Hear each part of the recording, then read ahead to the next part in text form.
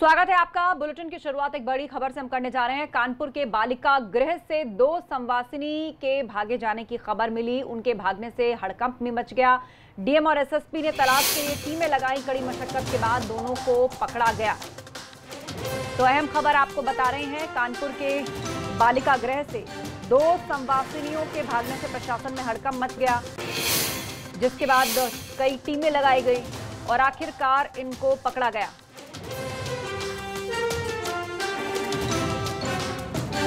तो इस वक्त की बड़ी खबर आ रही है, जहां 2 संवासिनियों के भागने से अफरा तफरी फैल गई। डीएम और एसएसपी ने उनकी तलाश के लिए बाकायदा टीमें बनाई और आखिरकार उनको सही सलामत पुलिस ने पकड़ लिया। कानपुर के बालिका गृह से ये बड़ी खबर है, जहां पर 2 संवासिनी वहां से भाग गईं, जिनको बाद में प्रशासन ने टीमें बनाई और उनको पकड़ा।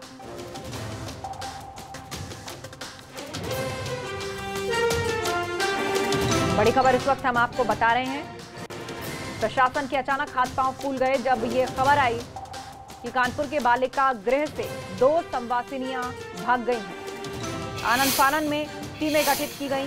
डीएम और एसएसपी ने टीमें बनाई और आखिरकार इन संवासिनियों को पकड़ लिया गया। हालांकि ये वहां से क्यों भागी, इस पर जानकारी अभी नहीं मिल पाई है।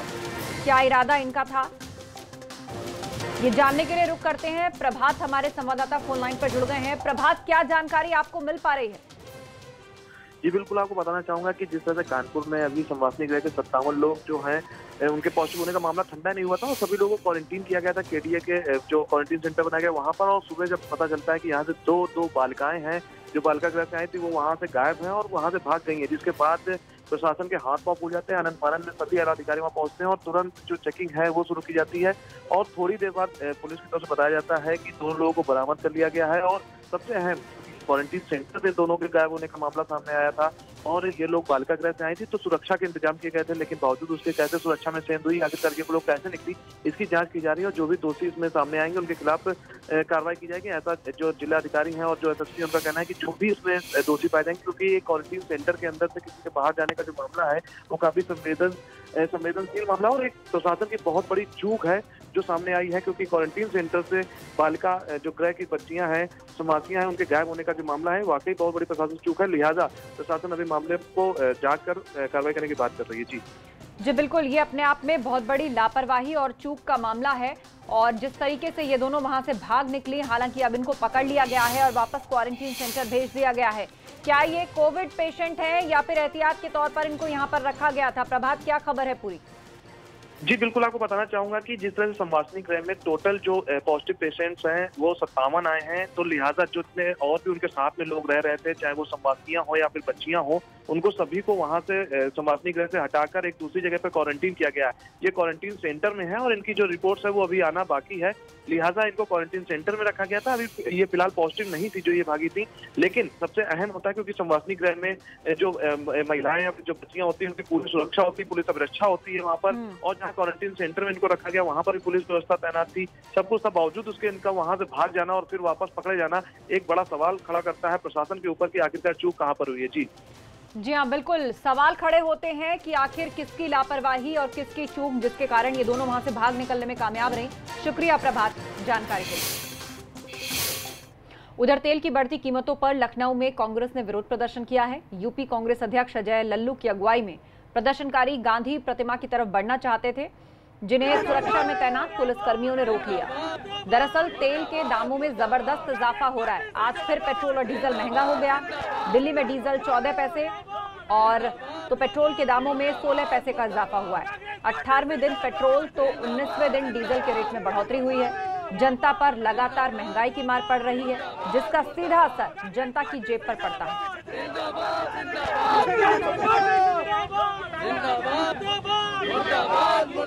कांग्रेस पार्टी जिंदाबाद, जिंदाबाद, जिंदाबाद, जिंदाबाद, मुर्दाबाद, मुर्दाबाद, कांग्रेस पार्टी जिंदाबाद, जिंदाबाद, जिंदाबाद, जिंदाबाद। सिर्फ लखनऊ में ही नहीं बल्कि कांग्रेस ने तेल के दाम बढ़ने पर सरकार के खिलाफ मोर्चा खोल दिया है। मेरठ में भी पेट्रोल डीजल की कीमतों में इजाफे पर कांग्रेस कार्यकर्ताओं ने अनूठा प्रदर्शन किया। रस्सी से कार खींचकर महंगाई की मार का विरोध जताया। पेट्रोल डीजल के बढ़ते दामों को लेकर के कांग्रेस कार्यकर्ता आज एक अनूठा प्रदर्शन मेरठ में कर रहे हैं। आप देख सकते हैं कि रस्सी से कार को खींच रहे हैं, क्योंकि इनका मानना है कि पेट्रोल और डीजल के दाम जिस तरह से बढ़ रहे हैं वो आम जनता की पॉकेट से बाहर है। और यही वजह है कि लगातार वो प्रोटेस्ट कर रहे हैं और ये मांग कर रहे हैं सरकार से कि पेट्रोल और डीजल के जो दाम बढ़े हैं उनको वापस लिया जाए। हमारे साथ जो जिलाध्यक्ष हैं अवनीश काजला जी वो मौजूद हैं। क्या वजह है, क्यों प्रोटेस्ट हो रहा है? आज पूरे देश के अंदर जिस तरीके से पेट्रोल डीजल की जो रेट लगातार पिछले 18-19 दिन से सरकार बढ़ा रही है, आम जनता पर उसकी बहुत बड़ी मार पड़ रही है। आज इतिहास में पहली बार पेट्रोल से ऊपर डीजल के रेट चले गए हैं, लेकिन सरकार सोई भी है। आम जनता महंगाई से परेशान है। कोरोना के चलते अर्थव्यवस्था खत्म हो गई है। आज महंगाई की मार सरकार को राहत देनी चाहिए थी पेट्रोल डीजल के रेट में, जब कच्चे तेल की कीमतें कम है, लेकिन सरकार लगातार रेट और बढ़ाने का काम कर रही है। चलिए और कार्यकर्ता है हमारे साथ, क्या कहेंगे आप? मैं मोहम्मद जाहिद अंसारी, महानगर अध्यक्ष, शहर कांग्रेस कमेटी। मैं ये मांग करता हूं कि हिंदुस्तान के अंदर जो रेट हैं पूरी दुनिया के अंदर इतने रेट कहीं नहीं है। आज ज़्यादा से ज़्यादा 35-40 रुपए रेट होने चाहिए डीजल पेट्रोल के। उसकी वजह से बढ़ते पेट्रोल के महंगाई के रेट आज आम गरीब आदमी की जेब पर भारी पड़ रहे हैं। जनता पर दोहरी मार पड़ रही है, क्योंकि कोरोना काल में इस महामारी से आम जनता का हाल वैसे ही बेहाल था। ऐसे में पेट्रोल और डीजल के दाम बढ़ने से उसकी जेब पर सीधा असर पड़ रहा है और यही वजह है कि सरकार का कांग्रेस विरोध कर रही है। मेरठ से वीडियो जर्नलिस्ट दीपक शर्मा के साथ बलराम पांडे, एबीपी गंगा। और अब बात दिल्ली से सटे गाजियाबाद की, जहां कांग्रेसी कार्यकर्ताओं ने बढ़ती तेल की कीमतों को लेकर जबरदस्त प्रदर्शन किया है। सड़कों पर इन कार्यकर्ताओं ने कार को रस्सी से खींचकर अपना विरोध जताया, जिसके चलते यहां जाम जैसे हालात बन गए। इन कार्यकर्ताओं ने केंद्र और राज्य की नीतियों पर भी सवाल उठाए।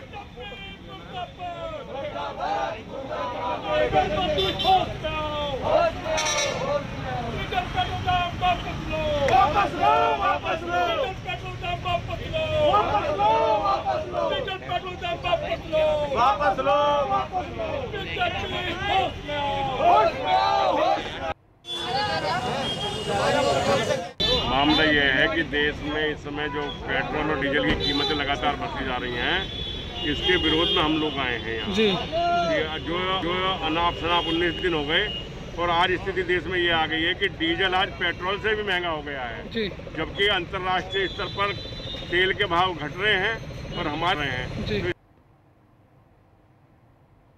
संगम नगरी प्रयागराज में भी पेट्रोल और डीजल के दाम लगातार बढ़ते जा रहे हैं। यहाँ लगातार 20वें दिन भी कीमतें बढ़ी हैं। प्रयागराज में पेट्रोल 14 पैसे और डीजल 12 पैसे प्रति लीटर बढ़ा है। कीमतों में बढ़ोतरी का असर अब लोगों पर सीधे तौर पर पड़ रहा है। पिछले 20 दिन की बात करें तो प्रयागराज और डीजल के दाम तकरीबन 4 से 5 रुपए लीटर तक बढ़ चुके हैं। कीमतें बढ़ने का असर अब माल भाड़े पर पड़ने लगा है। ऑटो और टैक्सी के किराए में भी आने वाले दिनों में बढ़ सकते हैं, ऐसा अंदेशा जताया जा रहा है। पेट्रोल और डीजल के दामों को लेकर आम नागरिकों ने अब सरकार से दखल दिए जाने की मांग की है। उनका कहना है कि कोरोना काल में जिस तरह से दाम बढ़ रहे हैं उसका सीधा असर उनकी जेब पर पड़ रहा है और बजट प्रभावित हो रहा है।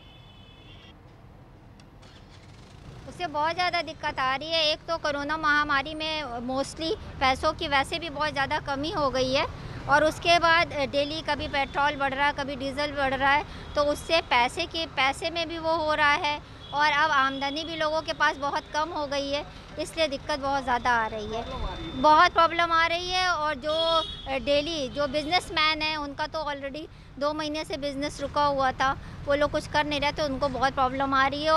जो कोरोना में इतना पैसा खर्चा हो, इतना राशन दिए हैं, इतना पैसा बांटे हैं, इतना पूरी सब्जी बांटे हैं, इतना सब्सिडी दिए हैं, ये कहाँ से आएगा? मोदी और योगी अपना घर बेच के थोड़ी देंगे या अपना खेत बेच के थोड़ी देंगे। हमें लिए हैं, हम ही देंगे, हमको दिए, कोई दिक्कत नहीं है। उधर प्रयागराज में भी पेट्रोल और डीजल की कीमतों में लगातार हो रही बढ़ोतरी के खिलाफ विपक्षी पार्टियां सड़कों पर उतरकर प्रदर्शन करने लगी हैं। प्रयागराज के कांग्रेसी कार्यकर्ताओं ने भी आज इस मुद्दे पर प्रदर्शन किया और कीमतों को लेकर केंद्र सरकार पर जमकर निशाना साधा। कांग्रेस कार्यकर्ताओं का ये प्रदर्शन शहर के बालसन चौराहे पर हुआ।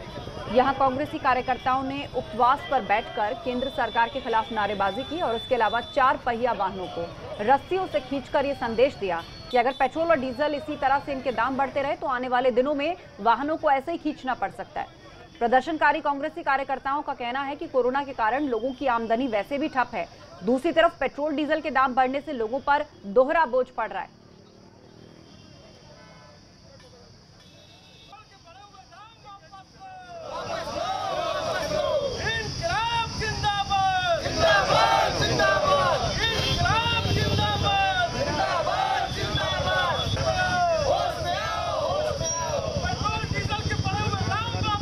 पहली बार देश के स्वतंत्रता इतिहास में डीजल और पेट्रोल का दाम बराबर हो गए हैं।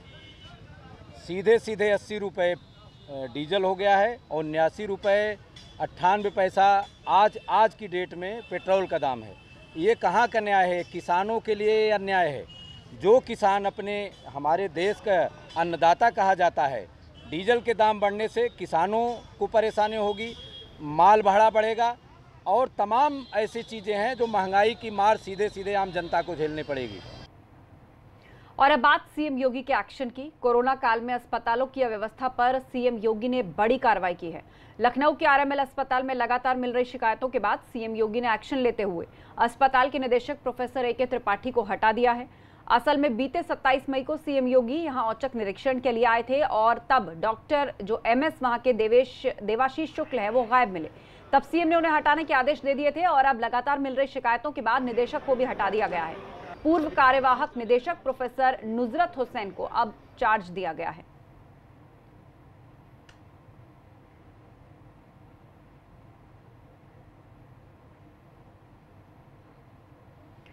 अगली खबर वाराणसी से है, जहां टिड्डियों को देखकर हर कोई हैरान रह गया। ऐसा लगा मानो जैसे टिड्डियों से आसमान फट गया हो। इस नजारे को देखकर आम लोगों में यही चर्चा है कि कहीं ये टिड्डियां फसल को नुकसान न पहुंचाएं, जिसके चलते किसानों की टेंशन भी बढ़ गई है। ये सब काशी में टिड्डी दल मौजूद है, हम आपको दिखा रहे हैं। काशी के आसमान टिड्डियों से पटे हुए नजर आ रहे हैं। किसानों के चेहरे पर चिंता की लकीरें हैं और इसके साथ ही आम जनता भी इसको कौतूहल भरी निगाहों से देखती हुई नजर आ रही है। तो टिड्डी दल काशी के आसमानों में उड़ता हुआ साफ तौर पर देखा जा रहा है। आप देख सकते हैं कि टिड्डियां पूरे आसमान के नीचे उड़ती हुई दिखाई दे रही हैं और अब किसानों में इसे लेकर साफ तौर पर दहशत देखने को मिल रही है। प्रशासन के लिए भी ये टिड्डियां बड़ा चैलेंज है और अब ये देखना होगा कि वाराणसी प्रशासन इन टिड्डियों से कैसे निपटता है। कैमरामैन विशेष के साथ नीतीश कुमार पांडे, एबीपी गंगा, वाराणसी। उधर संगम नगरी प्रयागराज में भी टिड्डियों के दल ने एक बार फिर से हमला कर दिया है। बुधवार रात से टिड्डियों के एक दल ने जिले में डेरा जमा रखा है। हजारों की संख्या में टिड्डियां यमुना पार इलाके से एक से दूसरी जगह भ्रमण कर रही हैं। ये न सिर्फ फसलों को नुकसान पहुंचा रही हैं बल्कि पेड़ पौधों को भी खराब कर रही हैं।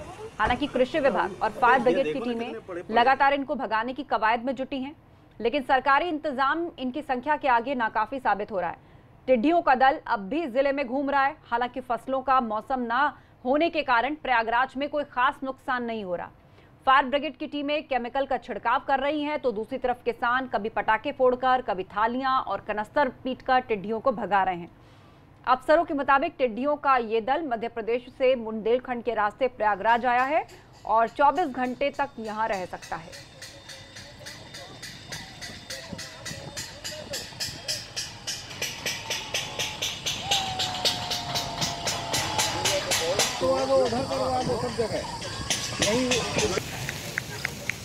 संगम नगरी प्रयागराज में टिड्डियों के दल ने एक बार फिर से वापसी करते हुए दहशत मचा दी है। टिड्डियों का दल बुधवार रात से ही अलग अलग इलाकों में भ्रमण कर रहा है और फसलों व पेड़ पौधों को नुकसान भी पहुंचा रहा है। इन सब के बीच अगर सरकारी इंतजामों की बात करें तो वो ऊंट के मुंह में जीरा साबित हो रहा है। कैमरामैन रोहित श्रीवास्तव के साथ मोहम्मद मोइन, एबीपी गंगा, प्रयागराज। वक्त है एक छोटे से ब्रेक का, जल्द लौट रहे हैं, आप बने रहिए हमारे साथ।